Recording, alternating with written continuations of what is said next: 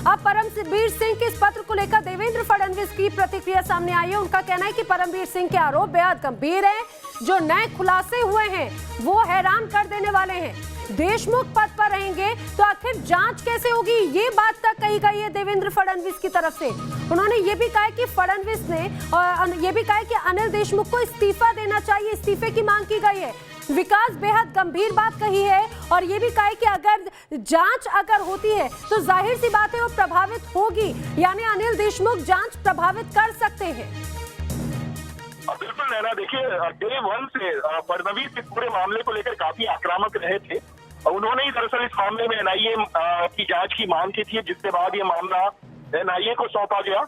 लेकिन अब फडणवीस सीधे सीधे ये मांग कर रहे हैं कि गृह मंत्री को अब नैतिकता के नाम पर अपने पद से इस्तीफा दे देना चाहिए। उन पर बहुत ही गंभीर किस्म के आरोप लगे हैं और तो और अगर वो गृह मंत्री बने रहते हैं तो इस पूरे मामले की निष्पक्षता से जांच नहीं हो सकती और इसी वजह से उन्होंने गृह मंत्री अनिल देशमुख के इस्तीफे की मांग की है। राजनीतिक घटनाक्रम, राजनीतिक हलचल फिलहाल महाराष्ट्र में काफी बढ़ गई है, काफी गर्माहट हमें देखने को मिल रही है यहाँ पर। जी, और यहाँ तक ये भी कहा देवेंद्र फडणवीस ने कि जिलेटिन से ज्यादा विस्फोटक है परमवीर के ये आरोप। तो किस तरह से अब हलचल आपको नजर आती है विकास, खासतौर से सरकारी तौर पे अगर बात की जाए, राजनीतिक तौर पे बात की जाए, क्या किसी तरह से बातचीत की जा रही है, चाहे अनिल देशमुख की उद्धव ठाकरे के बीच में कोई बात हो रही है या कोई बैठक वगैरह की कुछ जानकारी मिल रही है? जी नहीं, देखिए अभी तक अनिल देशमुख और उद्धव ठाकरे के बीच संपर्क हो पाया है कि नहीं, इसकी जानकारी हमें नहीं आई है। लेकिन इतना मैं जरूर कह सकता हूं कि जिस तरीके से इस पूरे घटना की वजह से इन तीनों पार्टियों के बीच के जो तारतम्य होने चाहिए वो नहीं है, ऐसी बातें खुलकर सामने आ रही हैं। उद्धव ठाकरे की मर्जी के खिलाफ भी कई चीजें इस सरकार में हो रही थी। एनसीपी कुछ चीजों पर अपनी सहमति नहीं जता रही थी, तो तीनों पार्टियों में जो तारतम्य होना चाहिए था, जो समन्वय होना चाहिए था, उसकी कहीं न कहीं कमी देखने में आ रही है और इसी वजह से इस किस्म के घटनाक्रम बड़ा रूप ले रहे हैं।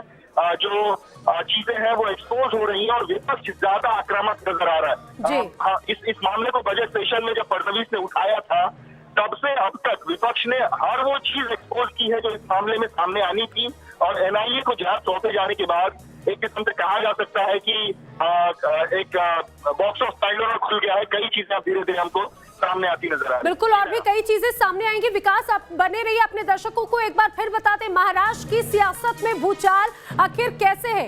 दरअसल पूर्व सीपी परमवीर ने एक पत्र लिखा, ये पत्र लिखा मुख्यमंत्री उद्धव ठाकरे को, राज्यपाल को और गृह सचिव को ये पत्र लिखा और बेहद लंबा चौड़ा ये पत्र है, 8 पेज का ये पूरा पत्र है और जिसमें कई गंभीर खुलासे किए हैं। अनिल देशमुख जो गृह मंत्री है महाराष्ट्र के, उन पर कई सनसनीखेज आरोप लगाए गए हैं।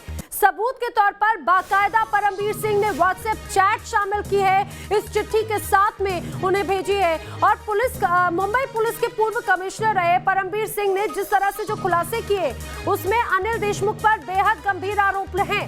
देशमुख ने सचिन वजय को हर महीने 100 करोड़ की वसूली का लक्ष्य दिया, इस पॉइंट को भी इस पत्र में उठाया गया।